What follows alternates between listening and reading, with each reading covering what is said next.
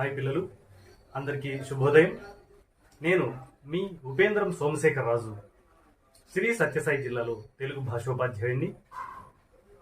6వ తరగతి తెలుగు పాఠ్యపుస్తకంలోని 2వ పాఠమైన సత్యం శంకరమంచి వారి తృప్తి పాఠంలోని 2వ భాగాన్ని ఇప్పుడు నేర్చుకున్నాం. మరి మీరు సిద్ధమే కదా? ముందుగా పాఠంలోని ముఖ్యాంశాలను ఒకసారి పరిశీలిద్దాం. పాఠంలో మొత్తం 10 ముఖ్యాంశాలున్నాయి. అవి వినడం, ఆలోచించి మాట్లాడడం, ఉద్దేశం, కవి పరిచయం, పాఠం,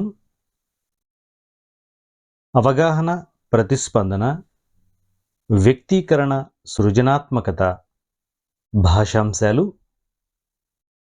ప్రాజెక్ట్ పని, నేనివి చేయగలనా, మరియు చదవండి, ఆనందించండి.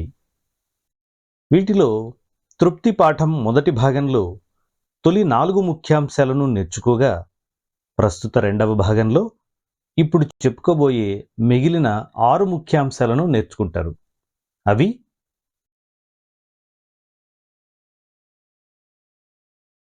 అవగాహన, ప్రతిస్పందన, వ్యక్తీకరణ, సృజనాత్మకత, భాషాంశాలు, ప్రాజెక్టు పని, నేనివి చేయగలనా, మరియు చదవండి, ఆనందించండి. మరి ఈ భాగంలో మీరు ఏ అభ్యసన ఫలితాలను సాధించగలరో ఒకసారి పరిశీలిద్దాం. అభ్యసన ఫలితాలు: 1.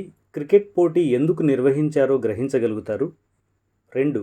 మానవ సేవ ఎలా చేయవచ్చో తెలుసుకుంటారు. 3.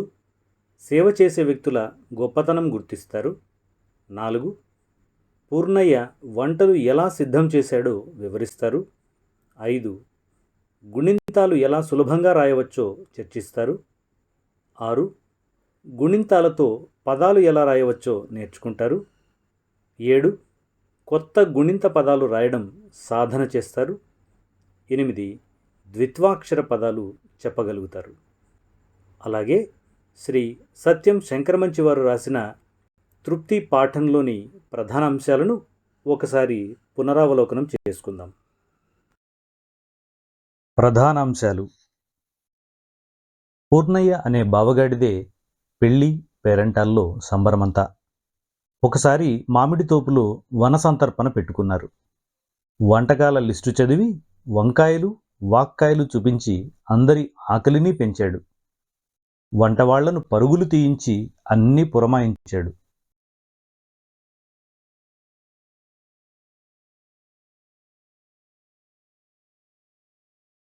అలాగే సుబ్బయ్య అన్నయ్యకు 2 ఆకులు వేయించాడు.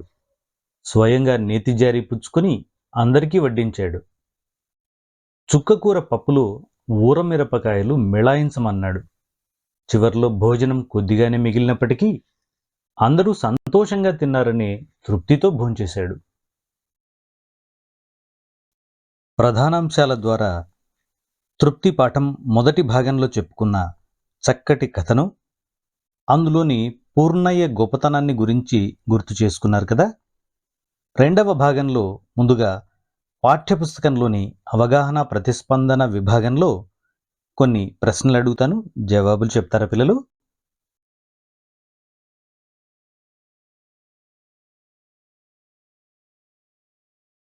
ఈ విభాగంలో మొదటి ప్రశ్న: తృప్తి కథలో మీకు నచ్చిన అంశాల గురించి చెప్పండి. చాలా బాగా చెప్పారు పిల్లలు. పూర్ణయ్యను అందరూ బావగాడని ఆప్యాయంగా పిలవడం, మామిడి తోటలోని వన సంతర్పణలో బావగాడు అందరి వద్దకు వచ్చి వంటకాల లిస్టు చదివి నోరూరించడం, విచ్చేసిన వారికి, కష్టపడి వండిన వారికి బావగాడు కొసరి కొసరి వడ్డించడం, చివర్లో బావగాడికి తినడానికి కొద్దిగానే మిగిలినప్పటికీ అందరూ హాయిగా రుచిగా తిన్నారనే సంతోషంతో తృప్తిగా భోంచేయడం, ఇవన్నీ మీకందరికీ చాలా చాలా నచ్చాయి కదా. ఇప్పుడు 2వ ప్రశ్న: పూర్ణయ్య పాత్ర ద్వారా నిజమైన తృప్తిని తెలియజేసిన రచయిత గురించి రాయండి.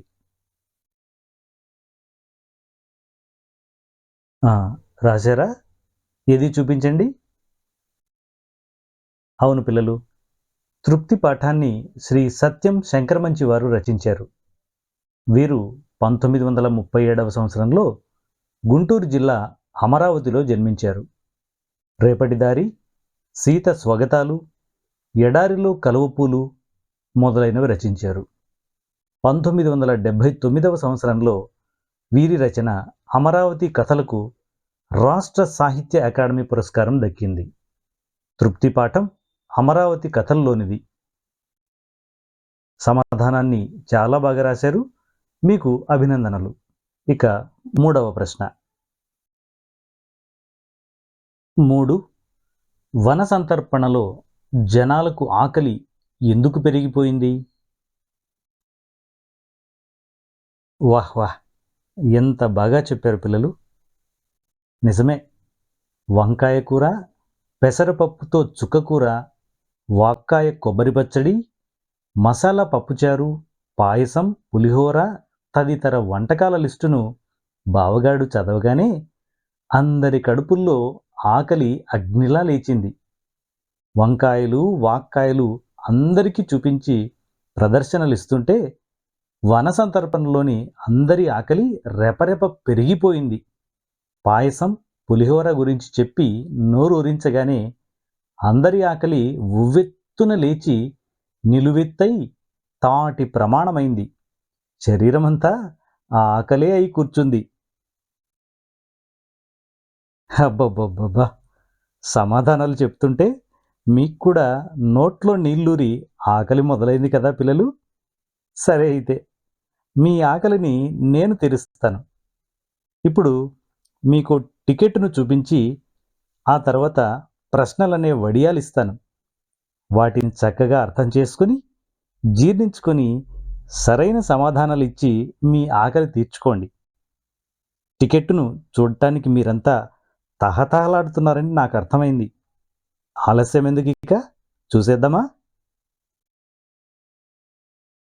4వ ప్రశ్నలో భాగంగా టికెట్ను చూసి అందులో విషయాలను చదివారా పిల్లలు?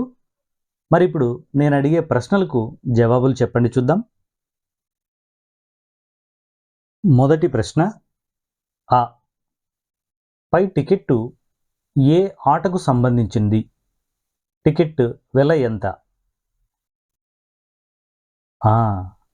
టికెట్ను బాగా పరిశీలించి సరైన సమాధానం ఇచ్చారు పిల్లలు.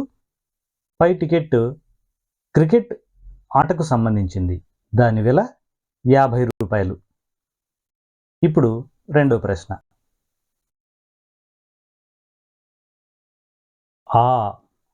క్రికెట్ పోటీ ఎక్కడ జరుగుతుంది? సరిగ్గా సమాధానం ఇచ్చారు పిల్లలు. విజయవాడలోని జిమ్ఖానా మైదానంలో జరుగుతుంది. తర్వాత మూడో ప్రశ్న. ఈ పై పోటీ ఎందుకు నిర్వహిస్తున్నారు? అవునరా? జవాబు, క్రికెట్ పోటీ దివ్యాంగుల సహాయార్థం నిర్వహిస్తున్నారు. టికెట్కు సంబంధించి ఇంకొక ప్రశ్న. ఈ పై టికెట్టు ఆధారంగా ఒక ప్రశ్న రాయండి.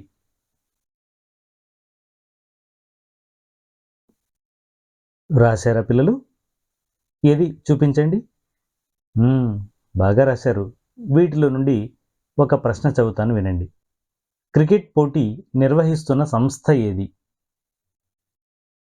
పిల్లలు, అన్ని ప్రశ్నలను చక్కగా అవగాహన చేసుకుని సరైన సమాధానాలతో మీరంతా ప్రతిస్పందించారు. మీకు అభినందనలు. ఇప్పుడు వ్యక్తీకరణ సృజనాత్మకత విభాగం. ఈ విభాగం నుండి మీకు ఇష్టమైన తృప్తి పాఠం మరియు పూర్ణయ్య గురించి కొన్ని ప్రశ్నలు, సమాధానాలను మీ సొంత మాటల్లో సృజనాత్మకతతో ఎలా వ్యక్తీకరిస్తారో చూద్దాం. 1వ ప్రశ్న. వన సంతర్పణలో వంటల కోసం పూర్ణయ్య ఎటువంటి ఏర్పాట్లు చేశాడు? ఆహా, ఎంత బాగా చెప్పారు పిల్లలు. అవును, పూర్ణయ్యను అందరూ బావగాడంటారు. పెళ్ళి పేరంటాల్లో వంట హంగంతా బావగాడే. వంట వాళ్ళని కూర్చోనిచ్చేవాడు కాదు, నించోనిచ్చేవాడు కాదు. ఉరుకులు పరుగులు పెట్టించేవాడు. వన సంతర్పణలో వంట కోసం గాడి పొయ్యి తవ్వించాడు. ఇప్పుడు మరొక ప్రశ్న. రెండవ ప్రశ్న. వంకాయ గురించి జనాలు ఏమని చర్చించారు? అవును కదా పిల్లలు, చక్కగా చెప్పారు. బావగాడు దగ్గరుండి కోయించిన వంకాయలు బుట్టలో ప్రదర్శనకు పట్టుకొచ్చి ఎలా నవనవలాడుతున్నాయో చూశారా? మెంతి కారం పెట్టి కూర వండిస్తున్నాను అని అనగానే జనాలలో చర్చలు మొదలయ్యాయి. వంకాయతో ఎన్ని రకాలుగా కూరలు చేయవచ్చు? కాయ కాయపళంగా వండితే రుచా, తరిగి వండితే రుచా? అసలు రుచి వంకాయలో ఉందా, వంకాయ తొడిమలో ఉందా? ఇలా వంకాయ గురించి జనాలు అనేక రకాలుగా చర్చించుకున్నారు. ఇప్పుడు వ్యక్తీకరణ సృజనాత్మకతలో ఇంకో ప్రశ్న. మూడవ ప్రశ్న. వన సంతర్పణలో పూర్ణయ్య తృప్తికి కారణం ఏమిటి? అద్భుతంగా సమాధానం ఇచ్చారు పిల్లలు. నిజమే, వన సంతర్పణలో వంటవారితో సహా జనాలందరికీ పూర్ణయ్య కొసరి కొసరి వడ్డించాడు. అందరి భోజనాలు అయ్యాక గాడిపొయ్యి పక్కన చిన్న ఆకు వేసుకుని తను కూర్చున్నాడు. తనకు కొద్దిగానే మిగిలినప్పటికీ బాధపడలేదు. నలుగురు హాయిగా రుచిగా తిన్నారనే సంతోషమే పూర్ణయ్య ముఖంలో తృప్తితో చిరునవ్వులు పూయించింది. ఈ విభాగంలోని ప్రశ్నలన్నింటికీ సృజనాత్మకతతో చాలా బాగా మీ సమాధానాలను వ్యక్తీకరించారు. మీకు మరొకసారి నా అభినందనలు. ఇప్పుడు భాషాంశాలు విభాగంలో గుణింతాలను ఒకసారి పునశ్చరణ చేసుకుందామా?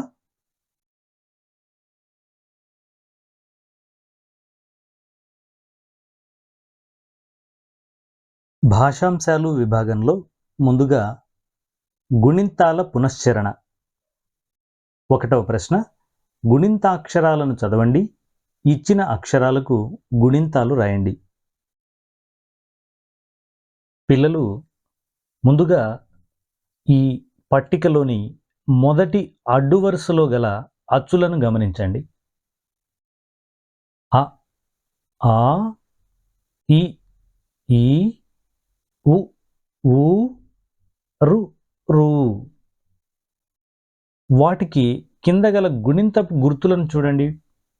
తలకట్టు, దీర్ఘం, గుడి, గుడి దీర్ఘం, కొమ్ము, కొమ్ము దీర్ఘం, వట్రసుడి, వట్రసుడి దీర్ఘం. ఇక పట్టికలోని మొదటి నిలువ వరుస ఒకసారి గమనించండి. క్, చ్, ట్, త్, ప. ఇవి హల్లులు. పిల్లలు, ఇప్పుడు ఒక్కో హల్లుకు ఏ ఏ గుణింతాలు చేరితే ఏ ఏ మార్పులు జరుగుతాయో జాగ్రత్తగా పరిశీలించండి.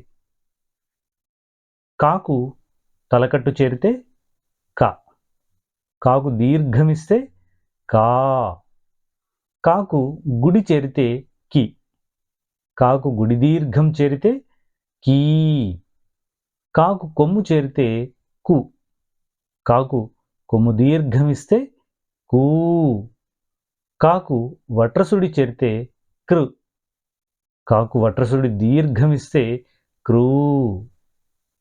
అదేవిధంగా చ అనే హల్లుకు చ, చా, చి, చీ, చు, చూ, చురు, చురు.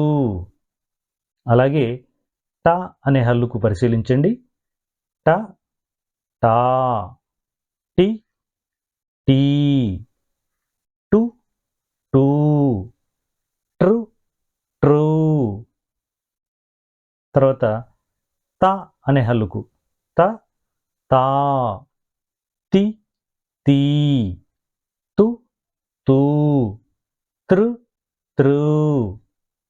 చివరిగా ప అనే హల్లుకు ప పా, పి పీ, పు పూ, ప్ర ప్రూ.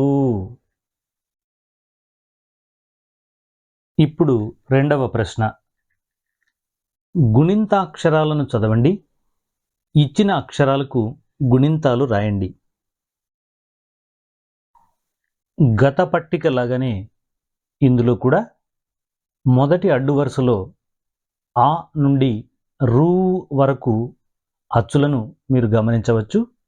వాటి కింద గుణింతపు గుర్తులు తలకట్టు నుండి వట్రసుడి దీర్ఘం వరకు మీరు గమనించవచ్చు. అలాగే ఇదివరకటి పట్టికలో కచట తపలు అంటే పరుషాలకు గుణింతాలను పరిశీలించగా, ఈ పట్టికలో గజడ దబలు అనే సరళాక్షరాలకి గుణింతాలను మనం గమనించవచ్చు. ముందుగా గ్ అనే హలుకు తలకట్టు చేరితే గా, దీర్ఘం చేరితే గా, గుడి చేరితే గి, గుడి దీర్ఘం చేరితే గీ,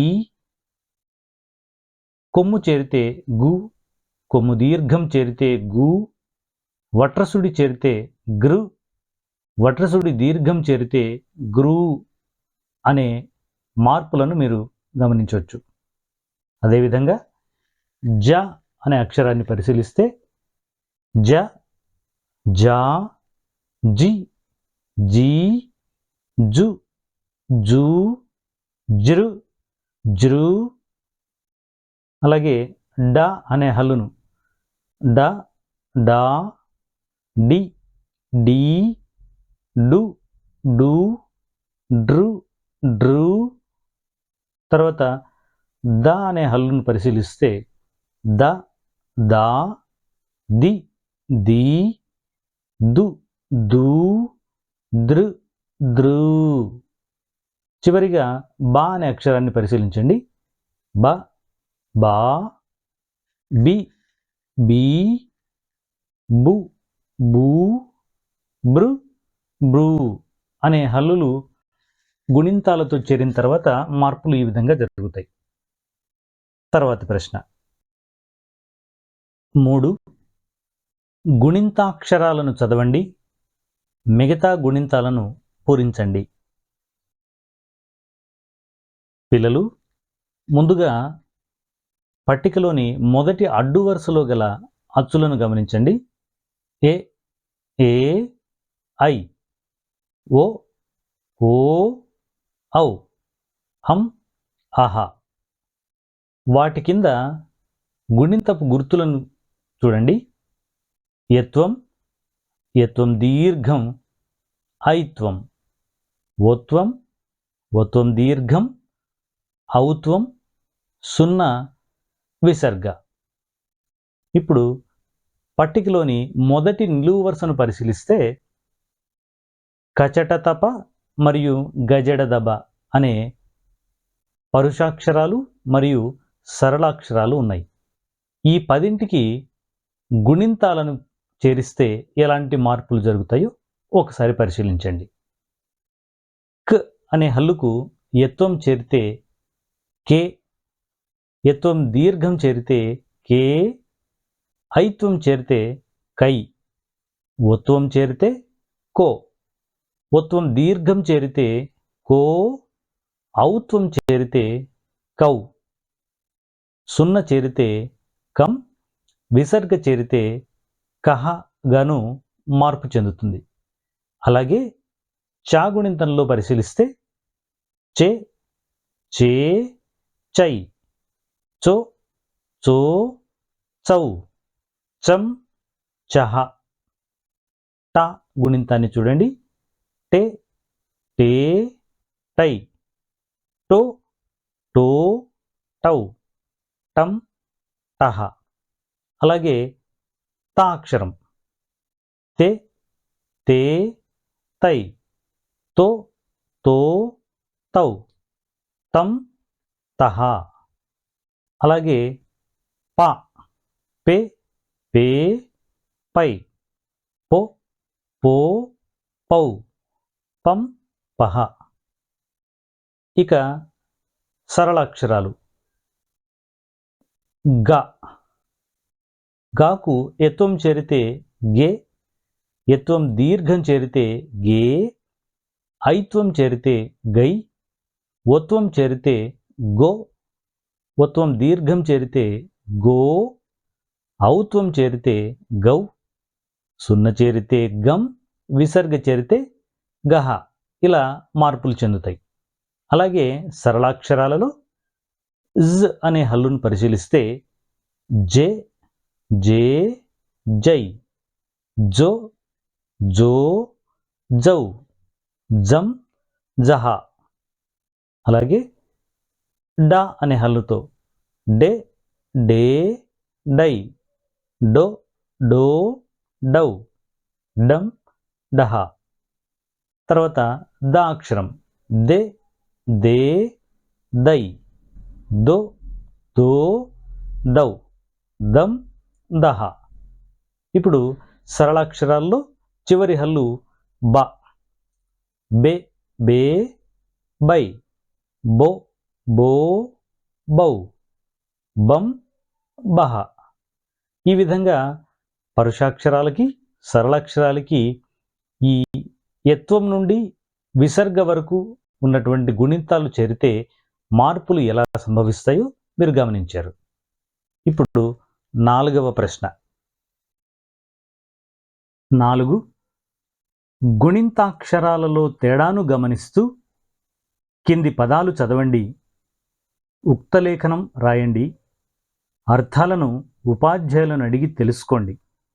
1 కలం కాలం, 2 చలి చావిడి, 3 టముకు టామీ, 4 తడి తాడి, 5 పదం పాదం, 6 కిటికీ కీటకం, 7 చిరాకు చీర, 8 టింకు టీకా, 9 తిను తీరు, 10 పిత పీత, 11 కుదురు కూతురు, 12 చురుకు చూరు, 13 టుంగు టూరు, 14 తుల తూము, 15 పురి పూరి. గుణింతాక్షరాలలో తేడాను గమనించారు కదా పిల్లలు. ఇప్పుడు మరొక ప్రశ్న. 5వ ప్రశ్న. కింది పదాలలో గుణింతాక్షరాలలో తేడాను గమనిస్తూ చదవండి, అర్థాలను ఉపాధ్యాయులను అడిగి తెలుసుకోండి, ఉక్తలేఖనం రాయండి. ముందుగా పదాలు చదువుతాను, ఏకాగ్రతతో గమనించండి. 1 గది గాది, 2 జలం జాలం, 3 డబడబ డాబా, 4 దడి దాడి, 5 బడి బాడి, 6 గిరి గీత, 7 జిలుగు జీలుగు, 8 డింకి డీలా, 9 దిన దీనా, 10 బిరబిర బీర, 11 గుడి గూడు, 12 జులుం జూలు, 13 బుడుగు గూడూరు, 14 దుడుకు దూకుడు, 15 బురద బూర. తర్వాత గృహం విజృంభణ, కృపాణం దృఢం బృందం. గమనించారా? ఇక తర్వాతి ప్రశ్న. 6వ ప్రశ్న. కింది పదాలలో గుణింతాక్షరాలలో తేడాను గమనిస్తూ చదవండి, అర్థాలను ఉపాధ్యాయులను అడిగి తెలుసుకోండి, ఉక్తలేఖనం రాయండి. పిల్లలు పదాలను జాగ్రత్తగా గమనించండి, చదువుతాను. పట్టికను మీరు జాగ్రత్తగా పరిశీలిస్తే మొదటి అడ్డు వరుసలో యత్వం, యత్వం దీర్ఘం, ఐత్వం, ఒత్వం, ఒత్వం దీర్ఘం, ఔత్వం అనే గుణింతాలు ఉన్నాయి. వీటిలో ముందుగా మొదటి నిలువు వరుసలో ఎత్వం సంబంధించిన పదాలు ఉన్నాయి, గమనించండి. కెరటం, చెద, టెంక, తెర, పెరుగు, గెల, జముడు, డెందం, దెస, బెడద. తర్వాత రెండవ నిలువు వరుసలో ఎత్వం దీర్ఘం సంబంధించిన కొన్ని పదాలు ఉన్నాయి, చూడండి. కేతనం, చేను, టేకు, తేరు, పేరు, గేదె, జేబు, డేగ, దేశం, బేరం. తర్వాత ఐత్వం సంబంధించిన పదాలు కొన్ని ఉన్నాయి, అవి చూడండి. కైక, చైను, టైరు, తైలం, పైరు, గైడు, జైలు, డైరీ, దైవం, బైబిలు. అనంతరం ఒత్వం గుణింతానికి సంబంధించిన కొన్ని పదాలు. కొడుకు, చొరవ, టొముకు, తొన, పొర, గొడవ, జొంపు, డొంక, దొర, బొరుసు. ఇప్పుడు ఒత్వం దీర్ఘం సంబంధించిన పదాలు. కోడలు, చోటు, టోపి, తోట, పోరు, గోడ, జోల, డోలు, దోమ, బోరు. చివరిగా ఔత్వం గుణింతం ఉన్నటువంటి పదాలు. కౌలు, చౌక, టౌను, తౌడు, పౌడరు, గౌను, జౌకు, డౌను, దౌడు మరియు బౌలరు. ఇంతవరకు గుణింతాలను సావధానంగా పునశ్చరణ చేసుకున్నాం కదా పిల్లలు. ఇప్పుడు ద్విత్వాక్షరాల పదాలను ఒకసారి పునశ్చరణ చేసుకుందాం.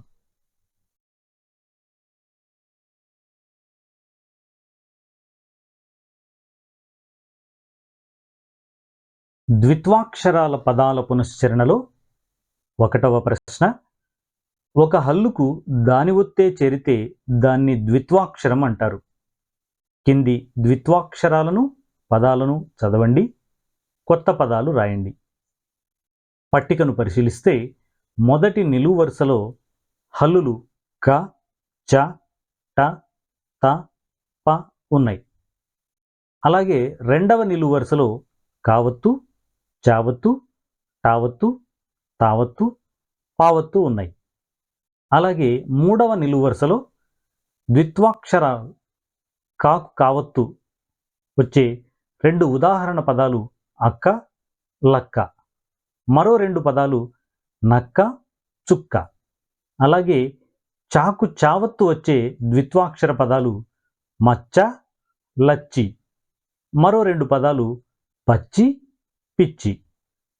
అలాగే టాకు, టావత్తు వచ్చే ఉదాహరణగా ద్విత్వాక్షర పదాలు అట్ట, బుట్ట. మరో 2 పదాలు పిట్ట, గట్టు. తాకు, తావత్తు వచ్చే ద్విత్వాక్షర పదాలు అత్త, నత్త. మరో 2 పదాలు గిత్త, సుత్తి. పాకు, పావత్తు వచ్చే ద్విత్వాక్షర పదాలు కప్ప, గొప్ప. మరో 2 ఉదాహరణగా అప్పు, చెప్పు. ఇప్పుడు రెండవ ప్రశ్న. 2. ఇప్పుడు మీకు ఉపాధ్యాయుడు ఇచ్చిన అక్షరాలకు ఒత్తులు చేర్చి గుణింతాలు రాయండి. చెప్పిన పదాలను ఉక్త లేఖనం రాయండి. తర్వాత ఇంకో ప్రశ్న. 3. కింది ద్విత్వాక్షరాలను, పదాలను చదవండి, కొత్త పదాలను రాయండి. మీరు పట్టికను గమనిస్తే మొదటి నిలువు వరుసలో గ, జ, డ, ద, బ అనే హల్లులున్నాయి. రెండవ నిలువు వరుసలో వాటి ఒత్తులు గావత్తు, జావత్తు, డావత్తు, దావత్తు, బావత్తు ఉన్నాయి. అలాగే మూడవ నిలువు వరుసలో ద్విత్వాక్షరాలు గాకు గావత్తు వస్తే వచ్చే ద్విత్వాక్షర పదాలు ఉదాహరణకు మొగ్గ, బుగ్గ. అలాంటివే మరో 2 పదాలు పగ్గం, మగ్గం.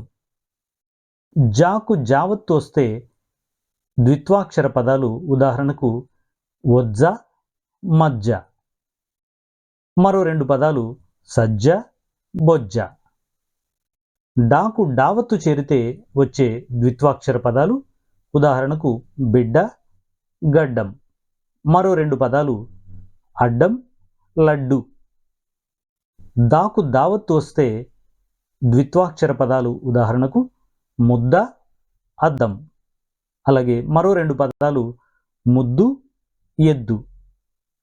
బాకు బావత్తు చేరితే వచ్చే ద్విత్వాక్షర పదాలు దెబ్బ, రెబ్బ. మరో 2 పదాలు జబ్బు, మబ్బు. ఇప్పుడు మరో ప్రశ్న. 4వ ప్రశ్న. కింది అక్షరాల ఒత్తులు గమనించండి, మరలా రాయండి. పిల్లలు పట్టికను పరిశీలిస్తే మొదటి అడ్డు వరుసలో హల్లులు ఖ, ఛ, ఠ, థ, ఫ, ఘ, ఝ, ఢ, ధ, భ ఉన్నాయి.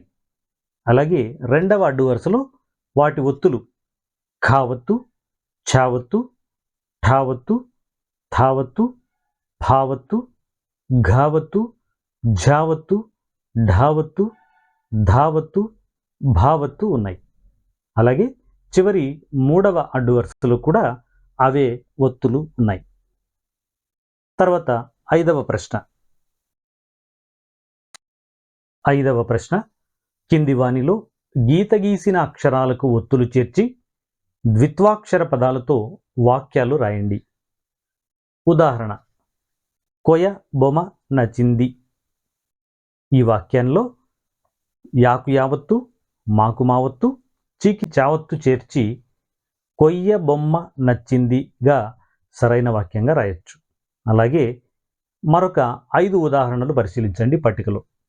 మొదటిది అవ బువ తింటున్నది. దీన్ని ద్విత్వాక్షరాలు చేర్చి సరైన వాక్యంగా మారిస్తే అవ్వ బువ్వ తింటున్నది అవుతుంది. రెండవది అత సుదులు చెప్పింది. దీన్ని కూడా ద్విత్వాక్షరాలు చేర్చి సరైన వాక్యంగా మారిస్తే అత్త సుద్దులు చెప్పింది అవుతుంది. మూడవది అక సనగా నవ్వింది. దీన్ని ద్విత్వాక్షరాలు చేర్చి సరైన వాక్యంగా మారిస్తే అక్క సన్నగా నవ్వింది అవుతుంది. అలాగే నాలుగవది బస్సు మెలగా వచ్చింది. దీన్ని ద్విత్వాక్షరాలు చేర్చి సరైన వాక్యంగా మారిస్తే బస్సు మెల్లగా వచ్చింది అవుతుంది. అలాగే చివరిది అమ అనం మొదలు పెట్టింది. దీన్ని ద్విత్వాక్షరాలు చేర్చి సరైన వాక్యంగా మారిస్తే అమ్మ అన్నం ముద్దలు పెట్టింది అవుతుంది. ద్విత్వాక్షర పదాలను చక్కగా పునశ్చరణ చేసుకున్నారు కదా పిల్లలు. ఇప్పుడు సంయుక్తాక్షరాల పదాలను పునశ్చరణ చేసుకుందాం.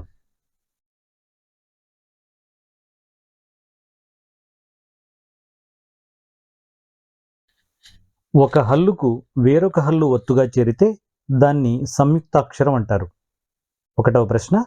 కింది పదాలను చదవండి, సంయుక్తాక్షరాలను గుర్తించండి.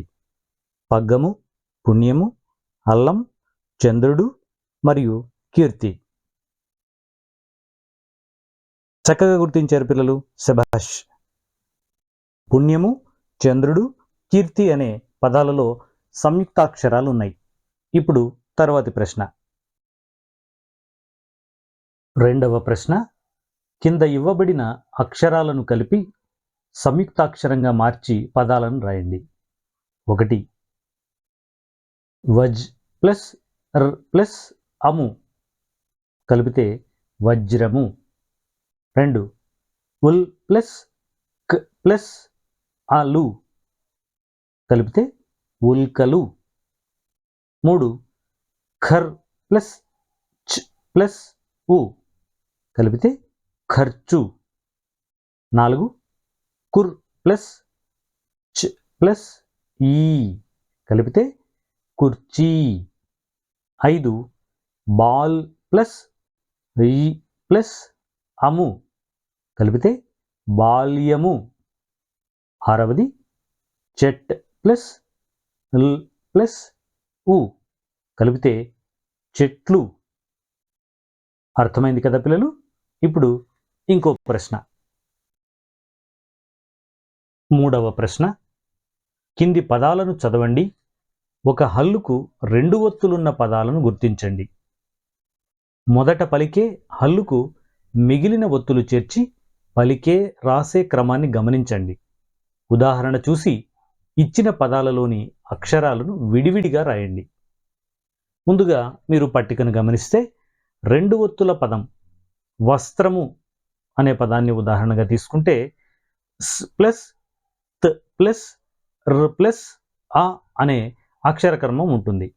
ఇందులో మొదట రాసే అక్షరం స కాగా మిగిలిన ఒత్తులు తావత్తు రావత్తు. వీటి కలయికే స్త్ర అనే అక్షరం. అలాగే లక్ష్మి అనే పదంలో క్ష్మి అనే అక్షరానికి అక్షర క్రమం పరిశీలిస్తే క్ ప్లస్ ష్ ప్లస్ మ్ ప్లస్ ఈగా ఉంటుంది. ఇందులో కి అనే అక్షరం రాయగా షావత్తు మావత్తు కలిపి క్ష్మి అనే అక్షరం ఏర్పడుతుంది.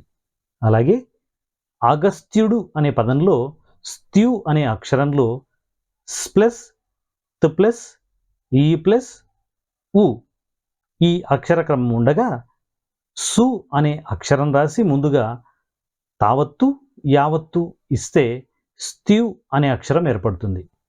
అలాగే కక్ష అనే పదంలో క్ష అనే అక్షరానికి క్ ప్లస్ ష్ ప్లస్ ఈ ప్లస్ ఆ అనే అక్షర క్రమం ఉండగా క అనే అక్షరాన్ని ముందుగా రాసి షావత్తు యావత్తు వరుసగా ఇవ్వడం వల్ల క్ష అనే అక్షరం ఏర్పడుతుంది.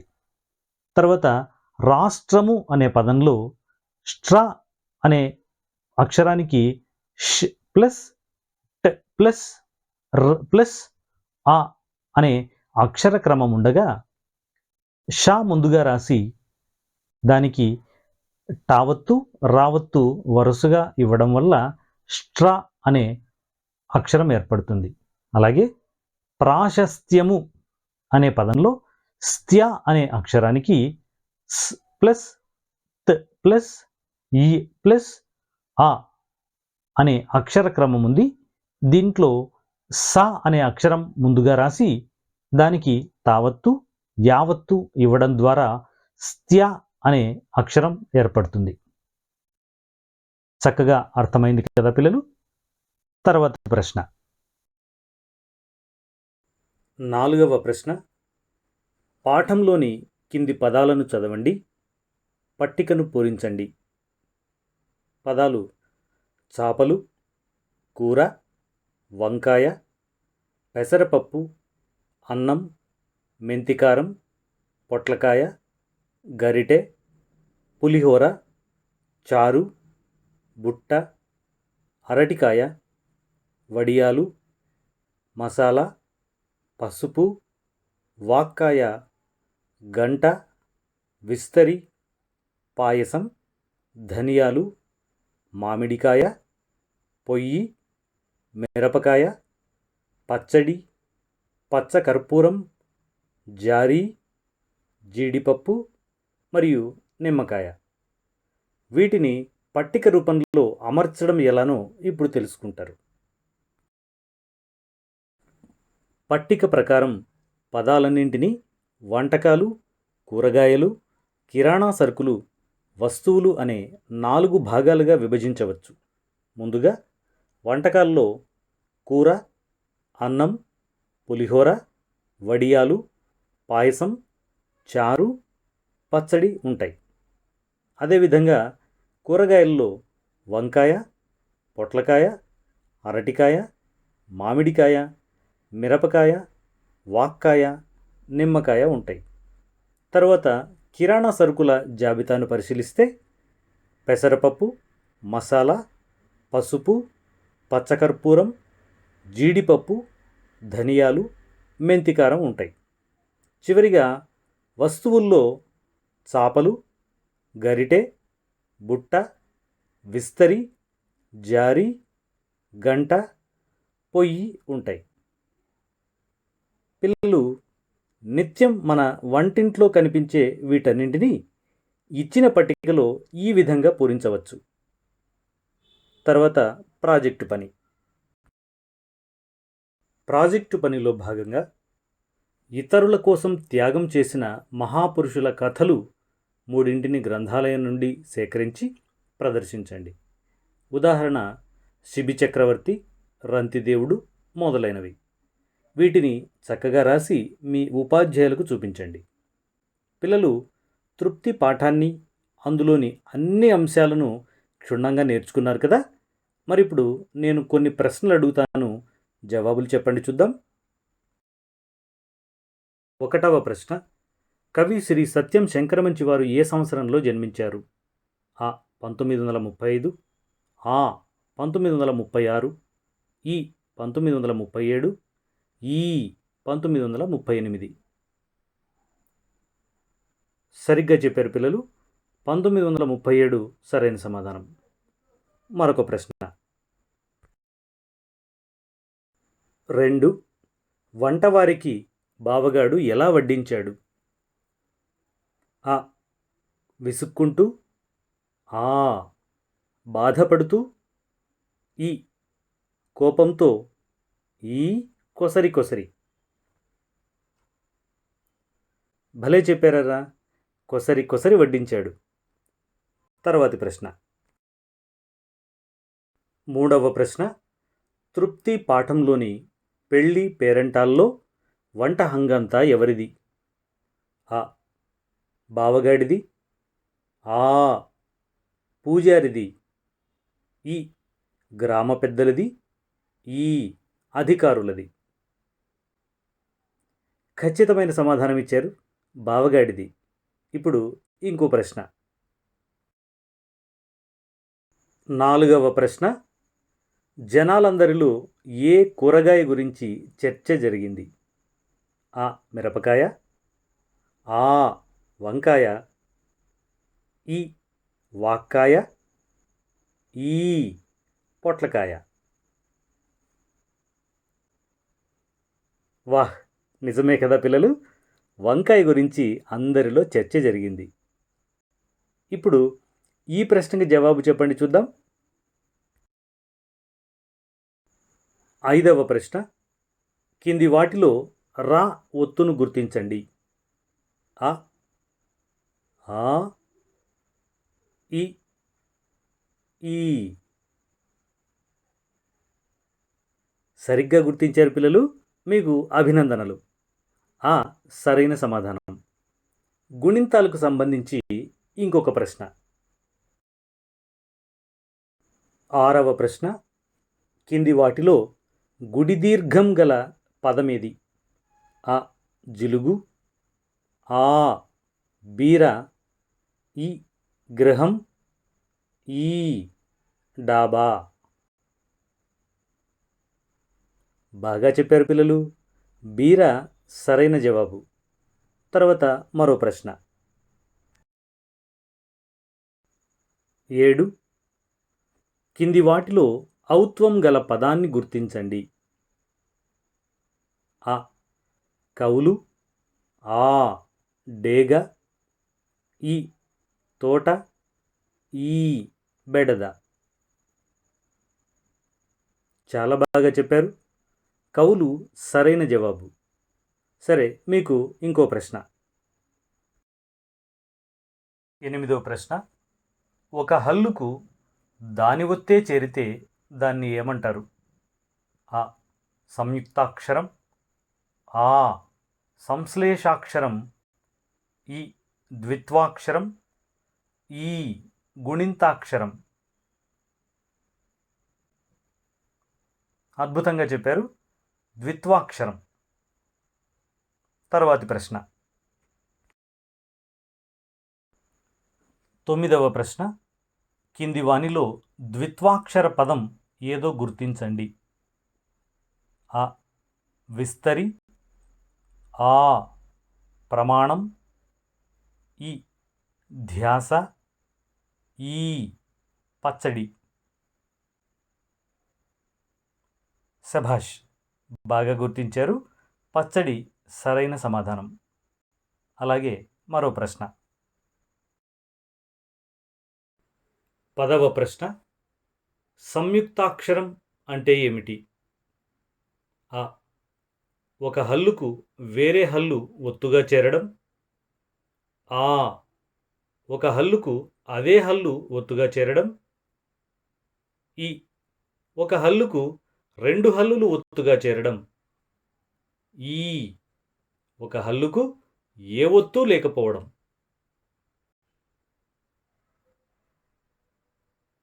అవునర్రా, భలే చెప్పారు. సంయుక్తాక్షరం అంటే ఒక హల్లుకు వేరే హల్లు ఒత్తుగా చేరడం. ఇప్పుడు తర్వాతి ప్రశ్న.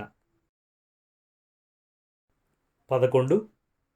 కింది వాటిలో సంయుక్తాక్షర పదం ఏదో గుర్తించండి. ఆ చుక్కకూర, ఆ తృప్తి, ఈ గుమ్మడి, ఈ పప్పుచారు. భలే గుర్తించారే, శభాష్ పిల్లలు. సరైన జవాబు తృప్తి. చివరిగా మరొక్క ప్రశ్న. 12వ ప్రశ్న.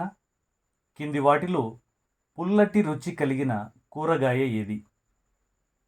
ఆ వాక్కాయ, ఆ పొట్లకాయ, ఈ అరటికాయ, ఈ వంకాయ.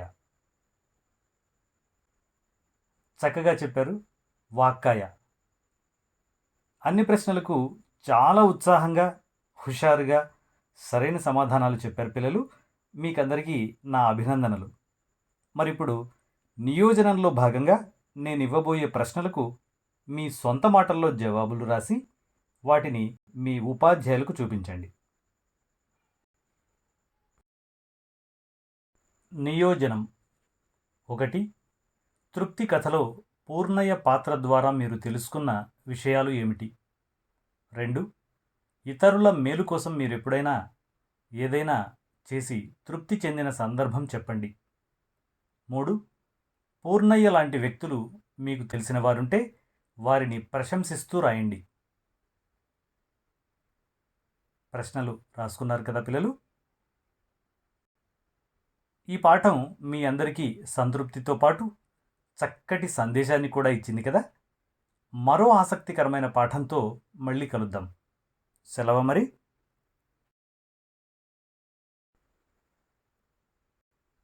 తెలుగునే శ్వాసిద్దాం, తెలుగులో భాషిద్దాం. ధన్యవాదాలు.